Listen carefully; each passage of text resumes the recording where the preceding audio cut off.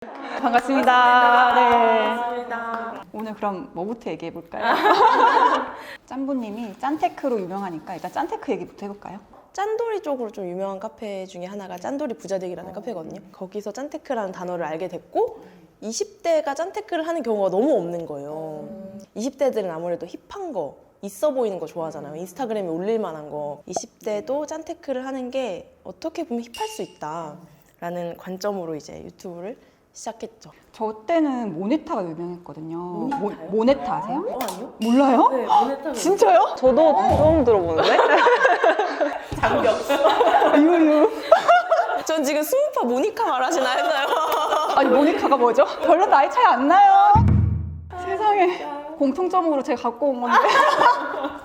그러니까 저는 20살 때부터 바로 일을 했거든요. 저도 20살 때부터 해요. 아 진짜요? 저는 대학 안 나왔고 그냥 공부랑 안 맞아 이러면서 그냥 바로 그 사회생활로 들어간 케이스예요. 그래가지고 이제 어떻게 보면 친구들보다 빨리 돈을 벌었는데 그러다 보니까 돈 쓰는 재미도 되게 빨리 알아버린 거예요. 그래서 이제 26까지 6년간 그러니까 뭐 6년 동안 욜로족은 아니었던 것 같은데 한 2년 정도를 진짜 바짝 놀았어요. 주 3, 4회가 술 약속이었고 제가 계산해보니까 술값만 한 1년에 거의 중고차 한 대 값이었더라고요. 어떻게 보면 6년차 직장이잖아요. 물론 같은 직장을 다닌 건 아니었지만 딱 뒤돌았는데 6년간 일했지만 돈이 한 푼도 없는 거예요. 돈을 모은다는 공식이 머릿속에 없었던 거예요. 근데 그런 분들 진짜 많긴 하거든요.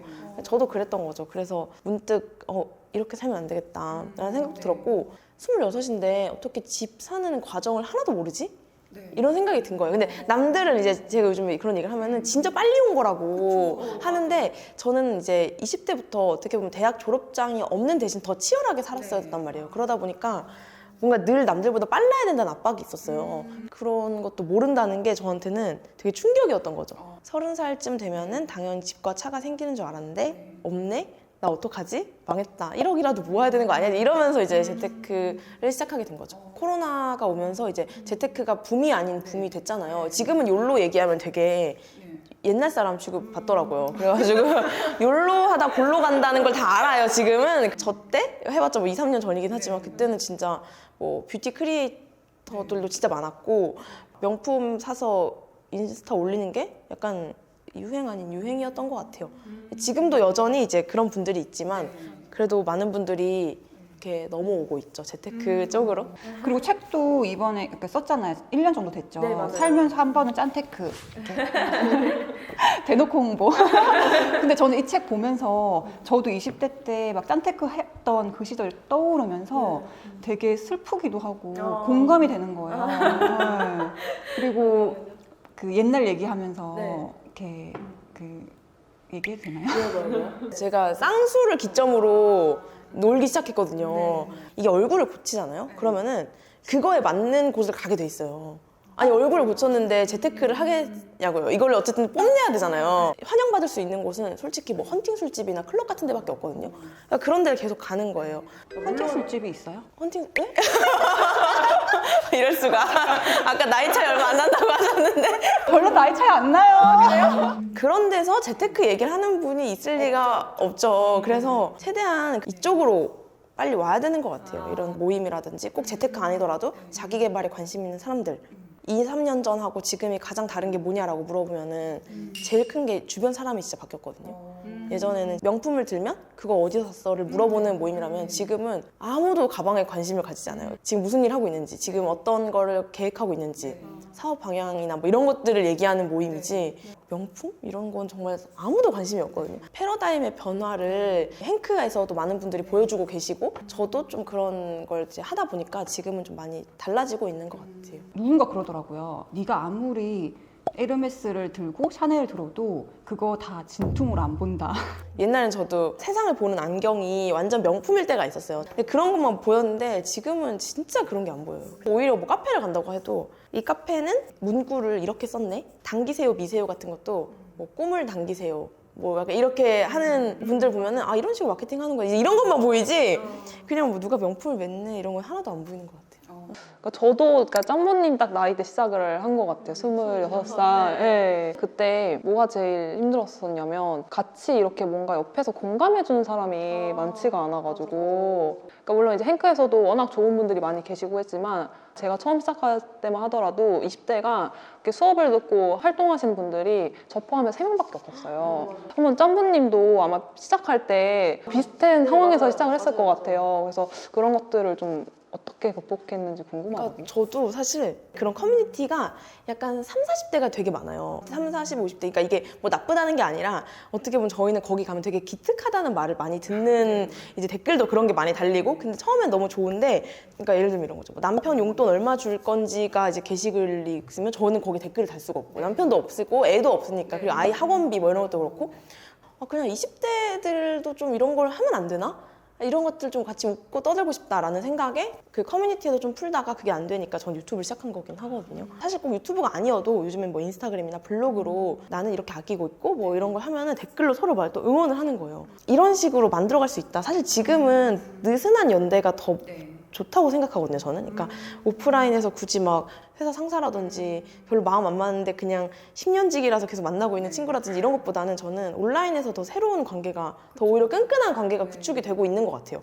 대신에 이때 필요한 거는 먼저 나서는 용기가 필요한 것 같아요. 나랑 지금 연락하고 있는 5명이 나의 수준이다. 이 말을 듣고 제 수준을 좀 바꾸고 싶었거든요. 그래서 좀 더 제가 약간 원하는 사람들을 좀 이렇게 찾으러 간 것도 있고 그래서 지금 카페도 운영하고 계시잖아요. 2030이 모인 카페를 만들고 싶었어요. 그래서 이제 김짬부의 머니메이트라고 해가지고 지금 한 7,000명 정도 가입이 되어 있고 거기서 이제 서로 가계부 올리고 저축률 자랑하고 그러니까 결국에는 300원을 더 아끼기 위한 고민들이 이제 있어요. 진짜 극악으로 아낄 때는 사실 이거 진짜 어디다 말하면은 그냥 내가 줄게 막 이러거든요. 근데 내가 진짜 그 돈이 없어서가 아니라 나는 지금 이 돈이라도 진짜 모으려는 그 자세인 거잖아요. 그러니까 이걸 공감해주는 분들이 세상에 많지 않단 말이에요. 카페에서는 이런 고민을 충분히 이해를 해주니까 그런 데 올리는 거죠. 그런 게 진짜 중요한 것 같아요. 그러니까 내가 가끔 현타 올 때 있잖아요. 내가 이거 아껴서 뭐 하지? 300만 원, 500만 원 모아서 뭘 할 수 있지? 약간 이런 생각 들 때 아니야, 너 잘하고 있어. 약간 응원해주고 잘했어요. 300원 아낄 수 있었네요. 막 이런 거 해주는 게 되게 큰 거잖아요. 그런 커뮤니티가 있다는 게 너무 좋은 것 같아요. 네. 사실상 달라진 건 없거든요. 나는 내일도 또 아껴야 되고 내일 모레도 아껴야 되는데 그냥 누가 잘하고 있어요. 응원해요 라는 이 하나에 갑자기 또 힘이 생기고 같이 으쌰으쌰 할 수 있는 곳에 나를 어떻게든 계속 낑겨 넣어야 이걸 지속할 수 있는 것 같아요. 그럼 짬부님 돈 모을 때 가장 힘든 게 뭐였어요? 저는 제 채널에 차별점이라고 하면은 저는 진행형인 게 저의 차별점인 것 같거든요. 대부분은 완성형이 돼서 말을 해요. 나는 그러니까 1억 모았다 혹은 뭐 나는 뭐 이만한 자산이 됐다. 그러니까 너네도 이렇게 해봐. 이렇게 이제 말을 하는데 저는 1,000만 원도 못 모았을 때부터 유튜브를 시작했으니까 그런 걸 되게 차근차근 다 기록하고 생각이 드는 것들 뭐 느낀 것들 다 말하다 보니까 댓글에 20대는 그렇게 사는 거 아니다. 20대는 그렇게 살면 안 된다. 그리고 이거를 그냥 악플처럼 남긴 게 아니라 정말 딸처럼 생각해서 하는 말이다. 이런 걸로 이제 길게 남겨주신 분들도 있거든요. 근데 그때 진짜 너무 흔들리는 거예요. 왜냐면 저는 아직 진행형이잖아요. 내가 완성이 됐으면 아니에요, 저처럼 살아도 돼요 라고 할 텐데 너무 흔들리는 거예요. 그래 20대는 이렇게 아끼면 안 되고 그러니까 여행도 다니고 그러니까 경험을 살아 약간 이런 말씀이었거든요. 근데 그것도 사실 틀린 말은 아닌데 많은 자산가분들을 만나고 다녔는데 인터뷰하면서 이제 제가 그때마다 이제 속상해서 이 말을 했어요. 근데 저한테 20대는 그렇게 사는 거 아니래요 이렇게 하니까 그분이 자산가일 확률은 없다 이렇게 딱 말을 하는 거예요. 실제 자산가분들은 저한테 오히려 너무 잘하고 있다고 하고 진짜 더 빨리 갈 거라고 말을 해주는데 이상하게 그러지 않은 분들이 저한테 그런 말을 하는 듯한 느낌이 슬슬 드는 거예요. 그 말을 하는 분과 안 하는 분의 차이는 내가 이 사람을 닮고 싶냐 안 닮고 싶냐로 딱 나뉘더라고요. 저는 오히려 지금 잘하고 있어요 라고 하는 그 분들을 되게 닮고 싶었었거든요. 그때부터는 그 말에 전혀 흔들리지 않게 됐어요. 저도 짠테크를 해서 1억 모으기 했었거든요. 근데 그때도 그랬고 결혼 전까지도 내가 이 길이 맞나? 이렇게 흔들릴 때 가끔 있어요. 그러니까 주기적으로 이렇게 오잖아요. 근데 아기를 낳고 35살이 되니까 이제 저도 확신이 들더라고요. 그때는 짠테크를 했으니까 여행도 못 가고 나만 왜 이렇게 힘들게 사는 거지? 이런 생각 들 때 많았었거든요. 근데 지나고 나니까 그때의 자제력이 저를 만들었다 생각하니까 짠부님 훨씬 더 크게 성공할 것 같아요. 감사합니다. 감사합니다. 부세님은 짬부님 네. 유튜브 원래 알고 있었어요? 네, 저는 구독자 10,000명일 때부터 짬부님을 봤었어요. 네, 그때는 이런 이제 막 짠테크 얘기보다도 처음에 이제 막 전원주택 세아리부터 해가지고 그 영상부터 봤었는데 그게 어떻게 보면 저랑 나이도 비슷하고 그러니까 저는 그때 이제 뭔가 한창 뭐 공부하고 이렇게 투자를 하면서 되게 외로웠었는데 아 이런 친구가 있구나라는 거에 대해서 내적 친밀감이라고 하죠. 같은 길을 걷고 있는 친구구나 되게 응원해주고 싶다 그런 생각을 항상 가지고 있었어요. 최근에 이제 저도 퇴사를 하고 나서 짬부님한테 처음으로 연락을 드렸었어요. 그래서 한번 기회가 되면은 같이 출연하고 싶다 얘기 드렸더니 너무 흔쾌히 오케이를 해주셔가지고 그때 즐겁게 촬영하고 오늘도 짬부님 나오신다고 해가지고 예, 저도 나오게 해달라고 쫄랐어요. 처음으로 언니라고 부르고 싶다. 네, 그래서 대부분은 이제 우리 나이대에서는 뭐야 나중에 뭐 쇼핑 같이 가자, 뭐 커피 한잔 마시자 이러잖아요. 근데 나중에 같이 상가보러 다녀요 이러는 거예요. 상가 임장 다니자고. 그래서 그게 너무 멋있는 거예요. 저하고는 뭐 할까요? 빌딩 갈까요? 가끔 현타 올 때 짬부님은 스트레스 푸는 방법 같은 게 있었어요? 요즘 애들 말로 이거를 먹금이라고 하더라고요. 먹이를 주지 마시오. 먹이 금지. 그 무기력이나 현타한테 너무 집중을 안 하려고 그래요. 제발 현타가 왔으면은 내 무덤을 파고 우울한 노래 또 들어주고 막 약간 이렇게 했었는데 지금은 또 왔네? 이렇게 생각하고 넘기려고 하고 내 집 마련을 했거든요, 올해. 근데 그거 하면서 대출 때문에 정말 많이 울었어요. 그러니까 상담사랑 이제 전화를 하면서 아니 소득이 적으시다고요. 막 계속 이렇게 하시는 거예요. 왜냐면 제가 이제 프리랜서다 보니까 작년 소득 기준으로 되잖아요. 작년에 제가 많이 못 벌었거든요. 그래서 좀 억울한 거예요. 제가 그래 또래에 비해서 절대 못 번다고 생각하지 않았는데 저는 제가 좀 착각했던 게 모은 돈이 대출에 영향이 있는 줄 알았어요. 1억만 모으면 은행이 되게 VIP식으로 대접을 해준다든지 그러니까 제가 모은 걸 보고 제 과거를 칭찬해 줄 줄 알았는데 은행이나 그런 대출권은 제 미래를 보는 곳이더라고요. 제가 앞으로 얼마나 벌 건지 진짜 많이 억울하고 막 힘들어서 진짜 많이 울었는데 그때 재테크 선배들 어떻게 보면 행크에 나오신 분들이나 제가 정말 좋아하는 재테크 자산가 분들 책을 정말 많이 읽었어요. 그러니까 저는 현타를 그들의 과거가 나랑 같았다로 좀 풀었던 것 같아요. 사실 과거가 같으면 미래도 같을 수 있다는 거니까 그게 좀 위로가 되더라고요. 제가 만약에 진짜 빌딩을 사고 싶다고 하면 빌딩을 한 분들이 너무 많잖아요. 그럼 그분들의 무언가의 방법을 내가 또 하면 되겠지. 이렇게 생각을 하니까 그 현타에 너무 집중하지 않으려고 하는 것 같아요. 100원, 1,000원을 아끼는 것도 우리가 멀리 가려고 한 걸음을 가는 거지 진짜 여기서 뺑뺑 돌려고 하는 거 아니잖아요. 그러니까 제 책 이름도 왜 살면서 한 번은 짠테크냐면 평생 짠테크가 아니라 전 짠테크는 되게 잠깐이라고 생각하거든요. 1년이면 1년, 2년이면 2년, 뭐 5년이면 5년 그 내가 목표한 시드를 모을 때까지가 전 짠테크고 그 이후는 그냥 재테크라고 생각을 해요. 분명 자산가분들은 이제 1,000원, 10,000원 아끼기에 집중 안 하거든요. 왜냐면 그 시간에 차라리 더 벌면 되니까. 우리는 지금 그 더 벌면 되니까가 너무 어렵게 느껴지는 단계잖아요. 우리도 언젠간 그 더 벌기 영역으로 갈 거다라는 생각을 늘 갖고 있고 절대 짠순이에서 멈춘다고 생각을 안 했으면 좋겠어요. 제가 짠순이 부자 되기 해서 김짠부인데 저는 부자가 목표지 짠순이가 목표가 아니거든요. 그러니까 짠순이는 수단일 뿐인데 자꾸 저를 이제 짠순이라는 틀 안에만 보시는 거예요. 그러니까 지금 절약을 하시는 분들도 누군가가 날 또 그렇게 보고 나 스스로도 그래 나는 짠순이야. 이거에 절대 가두지 않았으면 좋겠어요. 우리는 부자하고 짠순이는 거드는 것 뿐이지 그 10,000원, 1,000원 아끼는 것도 좀 더 대담하게 봤으면 좋겠다라는 말을 꼭 드리고 싶어요. 저는 어릴 때 10,000원, 20,000원 막 아낄 때 그런 생각했었어요. 지금 내가 1,000,000원 모았는데 1,000,000원이 아니라 이게 1억이고 10억이다. 내가 10,000원 아끼는 거는 1,000,000원 아끼는 거다. 약간 이렇게 프레임을 바꿔가지고 좀 생각하기도 했고 하나 팁 드리면 저도 살면서 얻은 팁인데 배고플 때 뭘 하지 마라. 맞아요. 장 보면 안 되고 쇼핑도 가면 안 돼요. 맞아요. 네, 왜냐면 사람이 허기지면 우울하잖아요. 맞아요. 부동산 갈 때도 밥부터 먹거든요. 왜냐면 바로 생각 안 하고 그냥 살 수도 있고 또 머리를 쓰려면 밥을 먹어야 되니까 짠테크 하시는 분들 밥부터 드셔라. 짬부님한테 이제 한번 이런 자리가 마련되면 개인적으로 물어보고 싶었던 게 있는데, 가계부 언박싱이 사실 어떻게 보면 짬부님 했던 코너 중에서 저도 개인적으로 너무 잘 맞고 되게 잘 됐던 코너였잖아요. 네. 근데 이제 어쨌든 그거를 지금은 이제 안 하시는 걸로 알고 있는데, 지금은 이제 어떤 식으로 하고 계신지 저는 그게 조금 더 궁금해요. 가계부 운영 같은 거요? 가계부 운영 같은 거를. 아, 네네네. 네. 그러니까 저는 재테크를 시작한 처음부터 지금까지 단 하루도 빠짐없이 가계부를 썼어요. 근데 뭐 이게 막 엄청 열심히 하고 이런 건 아니고 그냥 어플로 되게 간단하게 쓰고 있거든요. 근데 이제 욜로족 때 가장 많이 봤던 유튜브 콘텐츠 중 하나가 명품 언박싱이었어요.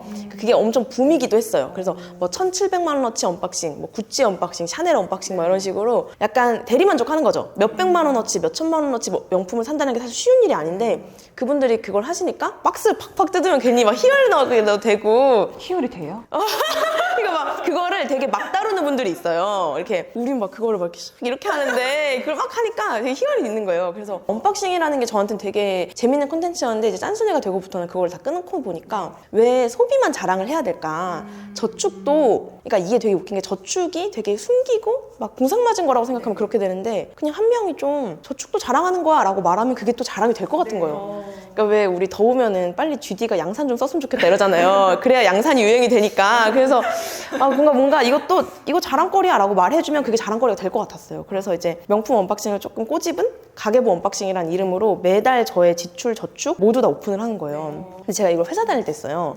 저축까지 오픈하니까 제 월급이 공개가 돼버리는 거예요. 근데 저는 이제 프리랜서 그 계약직이었어가지고 월급이 되게 민감했었거든요. 그 회사 안에서. 이거 걸리면 내 모가지가 날아가겠다 싶어서 그때부터는 이제 소비만 제가 돈을 얼마를 썼고 이렇게 하는데 저는 그 한 달에 21일 무지출 한 적도 있거든요. 35만 원 쓰고. 그러니까 이게 되게 많은 분들한테 좀 귀감이 된 거죠. 와, 저렇게 무지출을 할 수 있구나. 그러니까 무지출이란 말도 모르셨대요. 그러니까 하도 돈을 쓰니까. 그래서 이제 그런 거를 1년 반 정도 좀 오래 했었어요. 그래서 하는데 문제는 뭐냐면 저는 이제 프리랜서가 되면서 뭔가 투자를 해야 될 영역도 생기고 뭐 예를 들어서 좀 빠른 편집을 위해서 맥북으로 바꾼다거나 근데 제가 맥북을 거의 9개월 동안 고민했었거든요. 그러니까 투자를 좀 해야 되는 영역에 너무 멈칫하는 거예요. 왜냐면 이 모든 게 공개가 되니까. 그리고 자꾸 어딘가에 돈을 쓰려고 하면은 괜히 막 누가 보고 있는 것 같고 그래서 더 안 쓰게 되죠. 네. 근데 이게 좋을 때까지가 있었는데 이게 딱 프리랜서가 되고부터는 이게 완전 덫이었어요. 그러니까 어떤 수갑 같은 느낌? 왜냐면 프리랜서는 진짜 주는 만큼 돌아오거든요. 그래서 저는 선물도 되게 좀 많이 하는 편이고 이러는데 그 모든 비용을 다 더하면 뭐 150, 200 이러니까 옛날에 30만 원, 50만 원 쓰던 김짬보가 사라진 거예요. 근데 사실 그 내역 다 따져보면 저한테 쓴 게 하나도 없거든요. 다 선물이고 막 약간 이런 식인데 그 썸네일만 보시고 김짬부 초심 잃었네 약간 이렇게 가는 거예요. 이게 좀 속상하기도 하고 저의 두 번째 스텝을 위해서는 이걸 좀 버리는 게 맞다 해가지고 되게 눈물을 머금고 지금은 하고 있지 않지만 그거에 대해서 전혀 후회를 하고 있지 않고 지금 같은 경우는 제가 이제 남자친구랑 같이 부부라고 공유되는 가계부가 있거든요. 남자친구가 쓰면 저한테 뜨고 제가 쓰면 남자친구한테 같이 뜨는 한 가계부 안에 둘이 같이 쓰는 거예요. 그래서 거기서 지금 돈을 쓰고 있어요. 같이 이렇게. 혹시 얼마나 사귀었는지 물어봐도 돼요? 2년 9개월 정도, 2년 8개월? 네. 그럼 결혼 비용도 많이 들잖아요, 요즘에. 맞아요. 어떻게 준비하고 있는지 많이 궁금해할 것 같아요. 저 결혼 비용에 대해서 진짜 할 말이 많은 게 저는 이미 결혼을 그러니까 그 오빠랑 사귀기도 전에 결혼 비용을 진짜 안 쓰겠다. 그러니까 잘못된 결혼 준비가 인생을 망친다라는 영상이 있어요. 그거를 제가 막 메모장에 정말 엄청 열심히 쓰면서 그러니까 제일 가성비 안 좋은 게 스튜디오 촬영, 식장 자체에 돈 쓰는 거. 막 꽃 추가하고 이런 거 있잖아요. 그런 것들이 가장 가성비가 안 좋다고 해서 저는 일단 스튜디오는 거의 안 하려고 했었어요. 그리고 사실상 결혼식을 안 하고 싶었어요. 결혼식 아예. 네, 이거는 되게 허례허식이 너무 묻어있다 해가지고 안 하려고 했는데 이제 제가 살짝 착각한 게 내 결혼식이 아니라 부모님 결혼식이구나. 그래서 제가 또 외동이거든요. 그래서 하긴 해야겠다 하고 이제 했는데 저는 그 웨딩 플래너 만날 때도 절대 호갱당하지 않겠다라는 생각으로 스드메 합쳐서 130 정도 했고 그리고 가정가구 같은 경우도 부모님이 한 10년 쓰시던 걸 제가 쓰고 그냥 제가 부모님 새거 사드리고 약간 이런 식으로 했거든요. 그리고 원래 딱 신혼집 할 때 막 그 오늘의 집이나 이런 어플 보면서 막 나도 이렇게 해야지 하잖아요. 아예 안 깔았어요. 아예 어플을 안 깔고 그냥 그런 거를 절대 하지 말자. 사실 저는 어쨌든 계속 갈아타기를 할 사람인데 계속 이사를 할 거잖아요. 근데 짐이 많은 게 안 좋다고 생각을 했어요. 그래서 최소한의 미니멀리스트스러운 짐만 딱 가지고 가자 해서 그렇게 했고 그리고 저는 이게 사람인지라 웨딩드레스를 총 4벌을 보여줘요. 그러면 첫 번째가 제일 싼 거, 두 번째가 조금 비싼 거, 맞아요. 세 번째, 네 번째를 진짜 비싼 거 보여주거든요. 그리고 추가 비용 있잖아요. 추가 비용이 뭐 50만 원이래요. 그러면 누가 봐도 근데 세 번째, 네 번째가 사람이 눈이 달린 이상 그게 제일 이뻐요.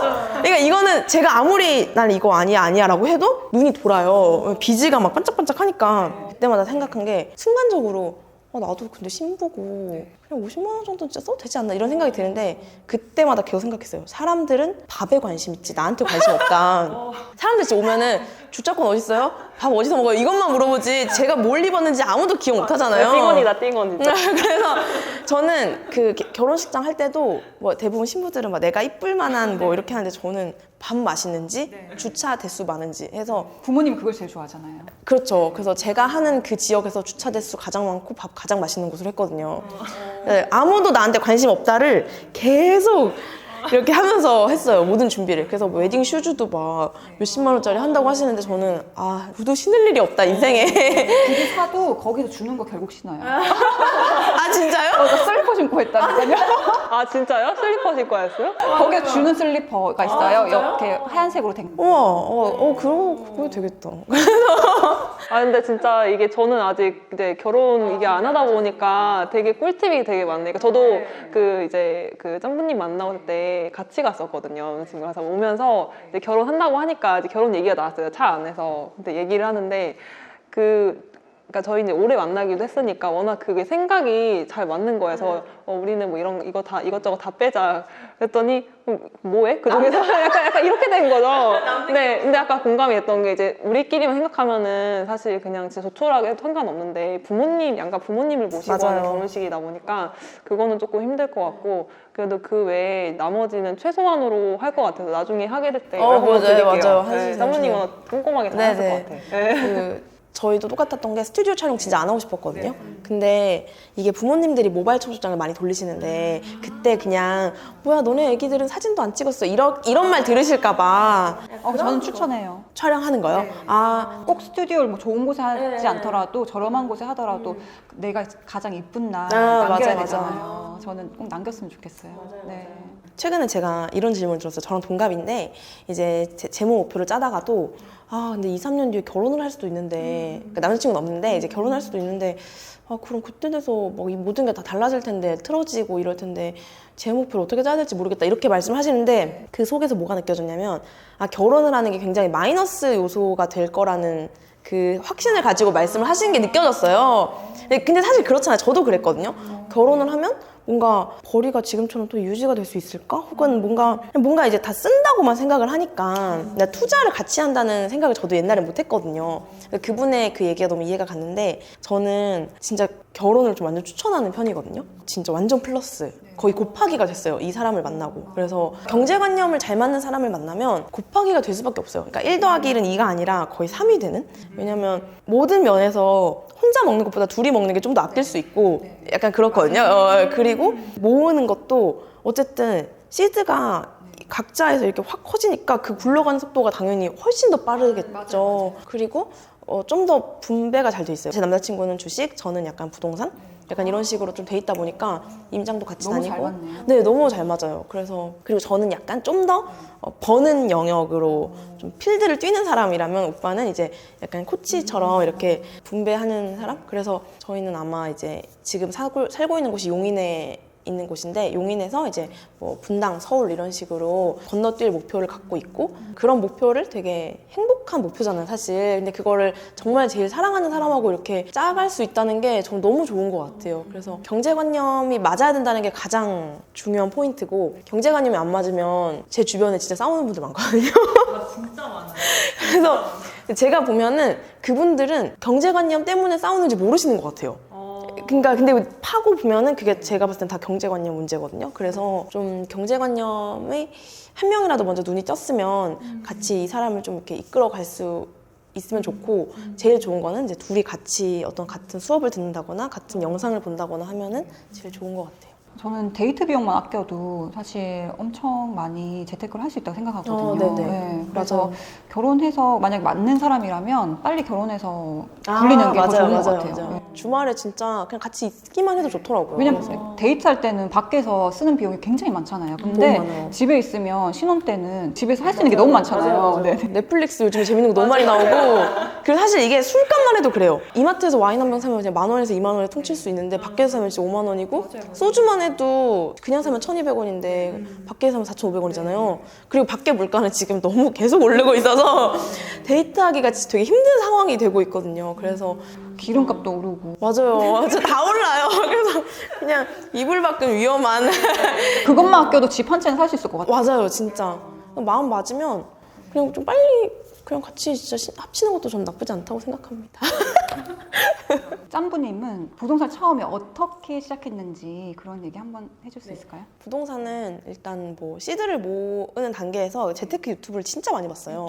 네. 결국에는 핏이 맞는 강사분을 찾아야 되잖아요. 근데 그 강사분들이 다 제 부동산 담당이셨어요. 그래가지고 부동산으로 이제 좀 먼저 시작을 했고 그때 당시만 해도 2019년에 시작했으니까 2천을 딱 모아서 이제 청주부터 갔어요. 그때는 지방 갭 투자가 되게 나쁘지 않았었거든요. 청주 가고 뭐 포항, 천안, 원주 막 진짜 다 갔던 것 같아요. 지금도 약간 후회하는 게 천안에 진짜 2천으로 갭 투자를 할 만한 곳이 그때 있었고 진짜 사기 직전까지 갔거든요. 근데 너무 떨리고 그때 막 이런 의견도 있었어요. 내 집 마련을 하기 전에 갭 투자하는 건 조금 위험하다. 내 집 마련이 먼저다. 특히나 천안 이래버리니까 제가 천안에 살 확률이 거의 없거든요. 그래서 위험하다 해서 안 했었는데 다시 돌아간다면 지방 임장은 안 할 것 같아요. 내 주변 임장부터 했을 것 같아요. 왜냐면 아시겠지만 지방 한 번 갔다 오는 것도 힘든데 가서 계속 몇 천이니 몇 억이니 이런 소리 듣고 이미 버스 한 번 갔어 이러니까 너무 막 스트레스를 받는 거예요. 좋은 얘기가 오가는 게 아니라 몇 억, 몇 천 이러니까 사람이 막 약간 피폐해지고 게다가 또 몇 시간 걸려서 집에 오고 이러니까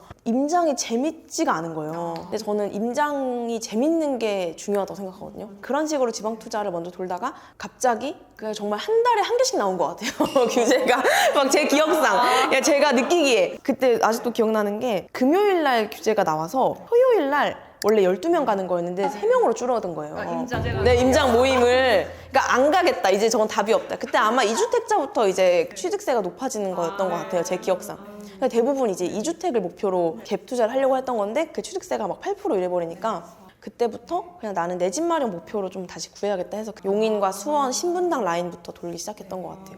사실 저는 부동산 투자 막 잘하고 이런 게 아니라 그냥 내 집 마련 그냥 잘 해놓은 케이스고 사실 이것도 막 지금 보니까 엄청 마음에 들진 않은데 그럼 지금 집은 어떻게 구하신 거예요? 지금 집은 직장이랑 가까운 곳에 구하신 거예요? 네, 남자친구 직장에 조금 더 맞췄고 제가 원래 용인 사람이다 보니까 그냥 용인이 아무래도 뭐 친구들도 있고 부모님도 계셔서 편해요. 그래서 거기 위주로 좀 봤었고 금매로 잡았어요. 그래가지고 그냥 이제 일반 매매긴 한데 어쨌든 금매로 잡아가지고 좀 싸게 들어가서 지금 어느 정도 살지 3개월밖에 안 됐는데 좀 어느 정도 차익이 생긴 상태예요. 축하드려요. 감사합니다.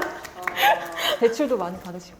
네, 대출도 받을 수 있는 만큼 다 받았고 거의 진짜 있는 주식을 다 팔았어요. 그때 연끌을 했거든요. 그래가지고 연끌해서 만들고 지금 또 열심히 이제 벌면서 또 채우고 있는 상태입니다.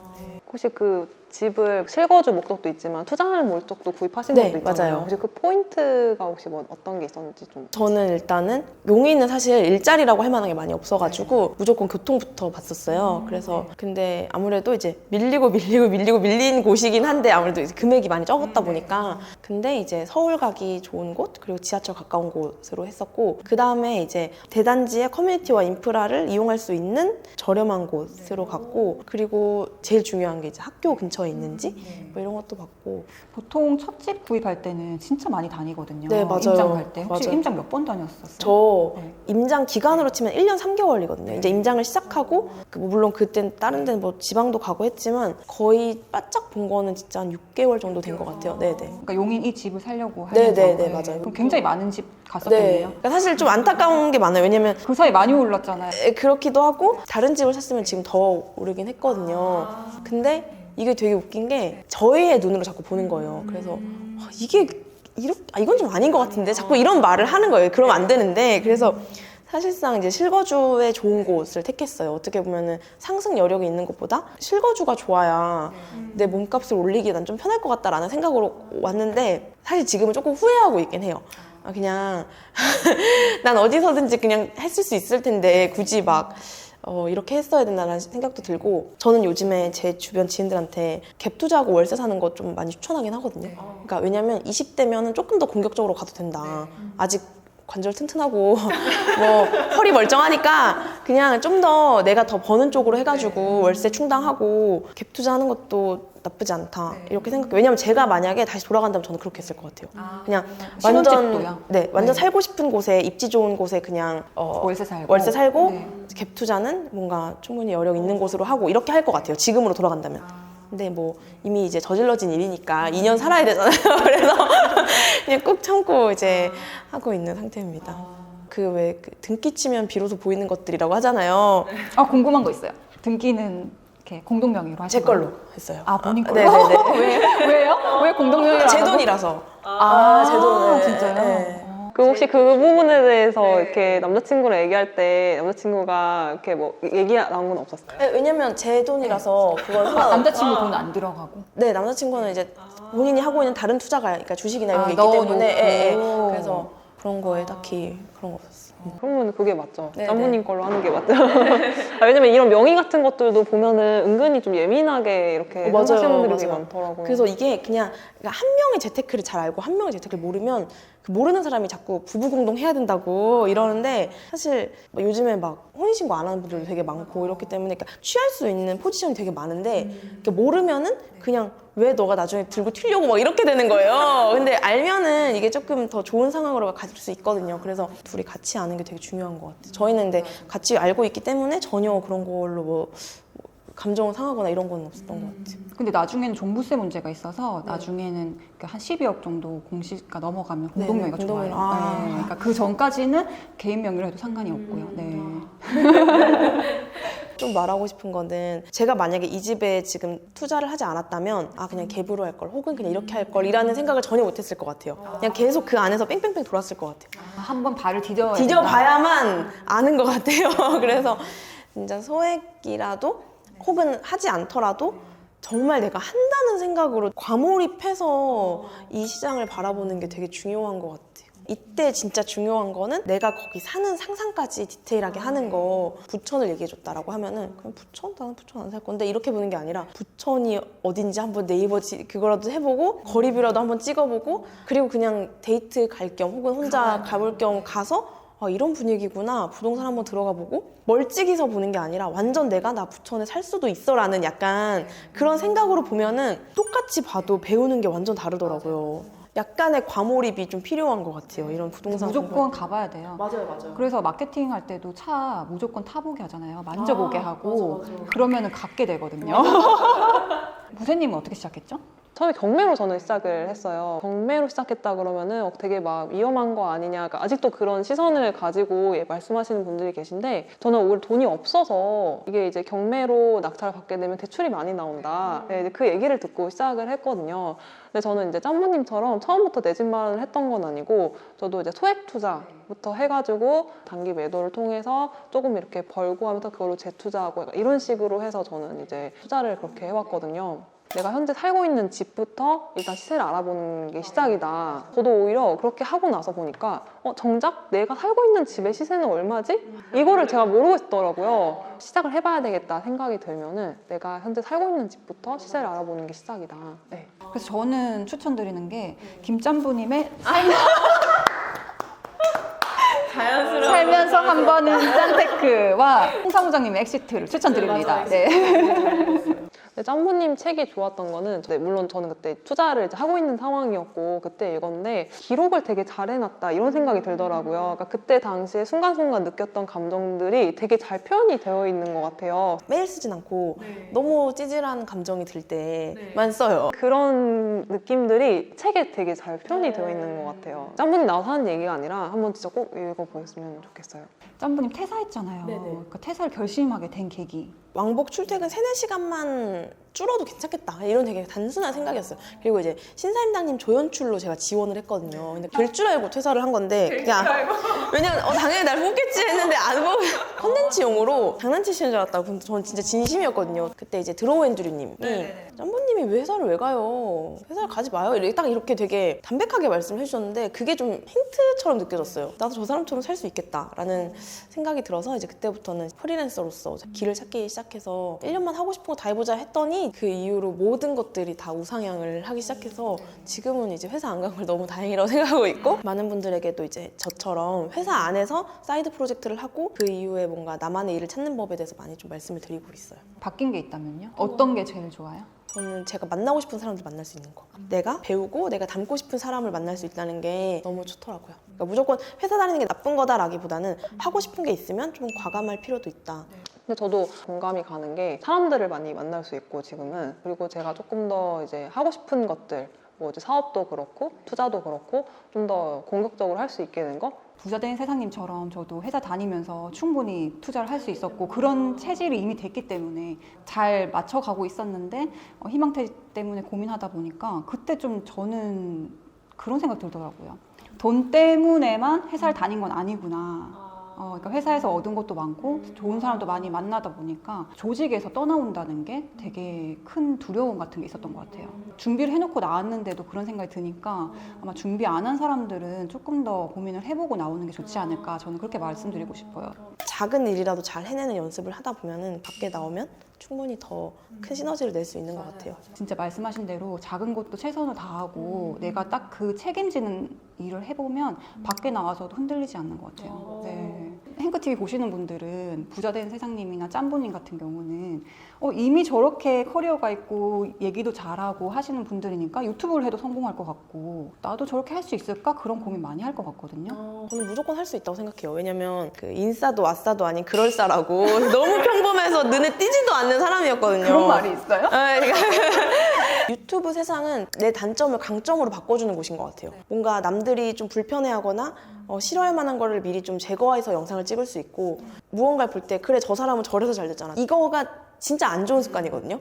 왜냐면 그렇게 할수록 계속 스스로도 그런 능력이 돼야만 할 수 있다고 생각하기 때문에 내 앞에 장애물을 쌓는 행위라고 저는 생각을 해요. 그러니까 저 사람은 저랬지만 어떻게든 또 해냈네? 그럼 나도 그 부분을 닮아야겠다. 이렇게 생각을 해야 되는 것 같아요. 그래서 저는 모두가 유튜브를 할 수 있다고 생각하고 그러니까 재테크를 하다 보면은 스토리가 쌓아진다고 생각하는데 결국엔 스토리가 컨텐츠잖아요. 지금은 내가 진짜 극악으로 아낀 이야기 정말 안 될 상황이었는데 되게 만든 거 아니면 정말 될 수밖에 없는 상황이었는데 안 된 거 슬픈 거 기쁜 거 다 컨텐츠가 되는 시대고 지금은 컨텐츠가 돈이 되잖아요. 이렇게 재테크하는 이야기도 혼자서 알고 있는 게 아니라 뭔가 유튜브나 세상 속에 얘기를 해보시면 좋겠다고 저는 생각을 해요. 저는 이제 팟빵을 통해서 제 하루를 계속 얘기를 해요. 라디오처럼. 거기서 이제 계속 생산자의 삶을 살아라.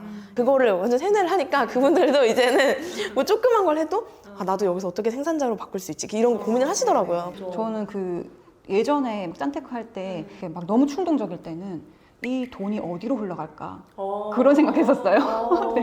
그러니까 소비자 마인드에서 머물면 안 되는 것 같아요. 그냥 오히려 좀 한 단계 위로 가서 봐야 돈도 아낄 수 있고 어떻게 보면 더 버는 영역까지도 좀 빨리 가는 것 같아요. 여러분 팟빵 들으세요. 김짬보의 가계부 일기. 내일부터 듣겠습니다. 올해 혹시 계획했던 게 있었나요? 원래 올해 나왔어야 되는 책이 있는데 뭐 아마 내년쯤에 나올 것 같아요. 두 번째 책이요? 네, 아직 쓰지 못했는데 프리랜서 얘기? 여기 이제 마지막 문단에 우린 모두 1인 기업이라는 그런 챕터가 있는데 블로그 후기 보면 그 부분을 되게 많이들 언급을 해주시더라고요. 그래서 아마 그런 주제로 한번 써보지 않을까 싶습니다. 그러면 책 말고 다른 계획 같은 거 혹시 있으세요? 갤럽 강점 검사라고 약간 MBTI랑 뭐 이렇게 비슷한 느낌인데 인간의 성격이나 성향 테마를 34가지로 나눠가지고 그거를 1위부터 34위까지 알려주는 되게 미국의 유명한 검사예요. 근데 제가 그거를 하고 좀 많이 바뀌었거든요. 나한테도 강점이라는 게 있구나 라는 생각을 들고 제가 누군가를 이끌어주고 누군가를 막 이렇게 으쌰으쌰 해주는 걸 되게 좋아하는 그러니까 그게 강점이에요. 그러니까 예를 들어서 유튜브 해 너도 이렇게 콘텐츠로 뭔가를 만들어봐라고 하면은 나는 못해 나는 이래서 안 되고 저래서 안 되고 이런 분들 많잖아요. 그럼 그래 그렇게 살아라 이게 아니라 되게 막 어떻게든 이끌어주고 싶은 거예요. 너도 할 수 있어 진짜 진심으로. 그래서 그때마다 너 강점 검사해봐. 이것 봐. 너는 이건 강점이 강점이 이러면은 진짜 눈이 막 반짝반짝해지는 거예요. 그래서 그거를 좀 잘 배워보고 싶다 해가지고 코치 자격증을 한번 따려고 하고 있어요. 또 이제 지금까지도 저는 핸드폰으로 촬영하거든요. 저도 이제 팀이 좀 필요할 때가 왔다 싶어서 아마 팀도 좀 구하고 전체적으로 좀 확장하는 시기가 되지 않을까 싶어요. 그리고 뭐 투자적으로는 이제 다음 건너뛸 집 좀 계속 찾아다니면서 할 것 같고, 그때 부세님 만나서 제가 소호 사무실 하시는 거에 너무 영감을 많이 받아가지고 그런 것도 한번 해보고 싶습니다. 네. 그럼 짱구님 혹시 그냥 편하게 고민이나 혹시 궁금했던 거 없으세요? 그냥 또 실거주 할지 아니면 바짝 모아서 갭 투자해서 월세 살지 좀 진지하게 고민 중이거든요. 그래서 만약에 두 분이라면 지금 제 나이에 지금 저라면 이제 2년 채우고 어떻게 하실 것 같은지, 2년 여기서 어쨌든 실거주 하고 이제 여기 나갈 거거든요. 일단은 이세가 어떻게 될지 그것도 좀 고민일 것 같아요. 왜냐하면 월세나 전세 살 때는 내가 통제하지 못할 상황이 올 수 있잖아요. 그래서 뭐 1년 뒤에 가야 될 수도 있고 뭐 그런 부분이 있어서 그런 것도 한번 좀 생각을 해볼 것 같아요. 예, 그리고 또 이세를 낳는다고 하면은 좀 멀리 보고 학군지로 바로 가지 않을까 생각하고 있어요.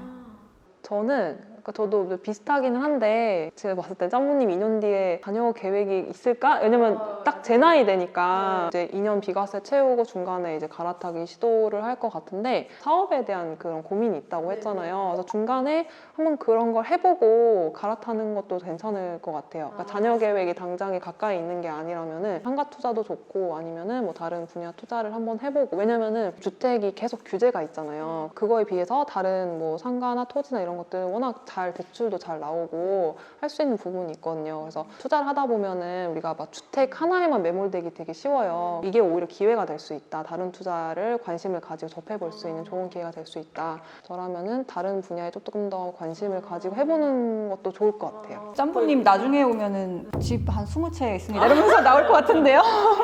재테크 관련 유튜브 채널도 운영하고 계시고 20대를 대표하는 분으로서 같은 나이대 시작하시려는 분들한테 해주고 싶은 조언이나 그런 것들이 있으면 마지막으로 한번 해주시면 좋을 것 같아요.